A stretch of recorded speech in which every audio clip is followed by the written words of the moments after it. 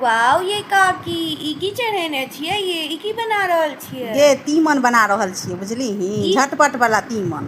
अच्छा ई कथी के तीमन छै ये दुर्जो की कहै छै गर्मी कते छलै बुझलिही तऽ दिन में कनी चोखा बनेने रहियै बचि गेलै बुझली तऽ उएह में कनी की केलियै तेल फोरन दऽ कऽ आ प्याज त्याज दऽ कऽ और ओकरा कनी प्याज के भूजि देलियै। एम्हर चोखा जे बनल रहै से नहीं बचल तऽ कनी बेसन घोरि लेलियै बुझलिही आ ओ तेल फोरन मिरचाई मसाला जे देने रहियै ओहिमे ओ बेसन घोरलाहा दऽ देलियै बुझली आ जखन ओ बरकि गेलै बढ़िआँ जकाँ से तऽ ओहिमे ओ आलू गिरा देलियै बुझली आ ओकरा सबके नीक जकाँ बड़का देलियै आ बड़का केने बरकि जहन गेलै तऽ ओहिमे कनी खटाई आम वाला दऽ देलियै आ नीक जकाँ बड़का के उतारि लेलियै बुझली। ई पराठा पूरी रोटी जै संगे खाही बड्ड नीक लागतौ। एक दिन और हम बनेने रहियै बुझली बड्ड नीक बनल रहै। खेबही हाँ ये काकी दिया हाँ ले दै छियौ ले देखी कनी चीख के देखी केहन बनलै बड़ नीक बनै छै तुरंत बनियो जेतौ झटपट में बड़ स्वदगर होइ छै बुझलियै गर्मी में। हाँ गर्मी में के ते बिटंडी करे। अच्छा हम खा के देखे छी। हाँ देखी देखी कनी खा के देखी केहन बनलै देखे छियै वाओ टेस्टी दिख रहल छै। देखी ना खा के देखी ना पहले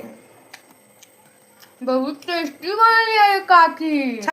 तऽ हम आबि गेल छी अपन भानस घर में और आइ हम अपना भानस घर में कथी के तीमन बनेलहुँ तऽ चलू अहाँ सबके देखबै छी और रेसिपी सेहो शेयर करै छी। तऽ हम आइ बनेलहुँ कटहर के आँठी आलू और राजमा मिक्स कऽ कऽ तीमन।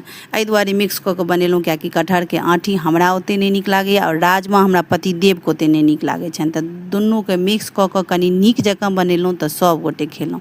तऽ एहिमे अधिक के हम प्याज देने छलहुँ और सरसों के तेल और जीर और तेजपत्ता के फोरन देलहुँ सूखल मिरचाई के ओहिमे प्याज और आलू दऽ कऽ ओकरा भूजि लेलहुँ। ओहिमे जते रंग के घर में मसाला छलै से मसाला सबटा दऽ देलहुँ। टमाटर छलै एगो सेहो दऽ देलहुँ और जहन ई सब बढ़िआँ जकाँ भुजा गेल ओहिके बाद ओहिमे दऽ देलहुँ कटहर के आँठी और राजमो जहन बढ़िआँ जकाँ भुजा गेल ओकर बाद ओहिमे दऽ देलहुँ कनिक खटाइमे कनि हम कुच्चा देलहुँ जे कनिक टमाटर कम छलै ओहि दुआरे खटाइ दऽ देलहुँ। ओकर सबके बढ़िआँ जकाँ भुजि लेलहुँ और जतेक जरूरत छलै ततेक हम ओहिमे रस दऽ देलहुँ पानि दऽ देलहुँ नून दऽ देलहुँ और एकरा बढ़िआँ जकाँ से कूकर बंद कऽ कऽ 4 सीटी लगा देलहुँ। बहुत सुन्दर बनल छलै तीमन।